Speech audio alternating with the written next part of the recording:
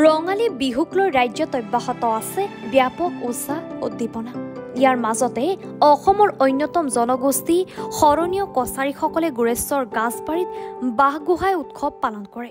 প্ৰতি বছৰৰ দৰে এইবেলিও গাছবাৰীত শৰণীয় কছাৰীৰ লোকসকলে গাঁৱৰ নামঘৰত এডাল বাঁহত গাখীৰ ঢালি তেল সেন্দুৰ সানি পৰম্পৰাগতভাৱে বাঁহগোহাঁই সজায়। ইয়াৰ পাছতেই গাঁওখনৰ ৰাইজে একত্ৰিত হৈ ঘৰে ঘৰে বাঁহগোহাঁই ফুৰায়। ঘৰৰ লোকসকলেও অপায় অমংগল দূৰ কৰাৰ বাবে কৃষি কাৰ্য নদন বদন হোৱাৰ কামনা কৰি বাঁহগোহাঁইক প্ৰাৰ্থনা জনায়। গাঁওখনত বাঁহগোহাঁই পৰিভ্ৰমণ কৰোৱা ৰাইজেও গৃহস্থৰ মংগল কামনা কৰি আশীৰ্বাদ দিয়ে। শৰণীয়া জনগোষ্ঠীটোৰ এটা বিশেষ অনুষ্ঠান। এইটো প্ৰতি বছৰে আমি বহাগৰ 1 তাৰিখত আমি শৰণীয়া জনগোষ্ঠীৰ যিখিনি মানুহ আছোঁ এই মানুহখিনিয়ে মন্দিৰত সমবেত হওঁ আৰু সমবেত হৈ নিশা পুৱা 8 বজাৰ পৰা আমি বাঁহগোহাঁই ফুৰোৱা আমি আৰম্ভ কৰোঁ।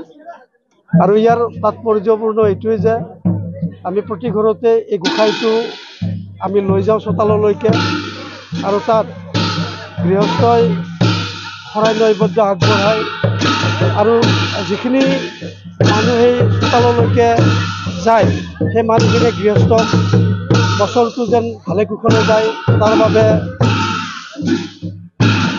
আশীৰ্বাদ দিয়ে। আৰু উল্লেখ্য যে আমি এই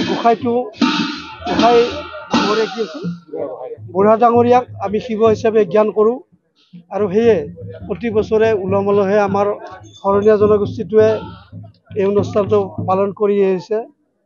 আমি জনগোষ্ঠীটোৰ ভিতৰত আমি বুঢ়া ডাঙৰীয়াক যিহেতুকে শিৱ হিচাপে জ্ঞান কৰোঁ আৰু শিৱ হিচাপে আমি যিহেতুকে মানো, গতিকে তেওঁক সৰগত কৰিয়ে আমাৰ শৰণীয়া জনগোষ্ঠীটোৱে এই পহিলা বহাগত বাঁহগোহাঁই উৎসৱ হিচাপে আমি পালন কৰি আহিছোঁ।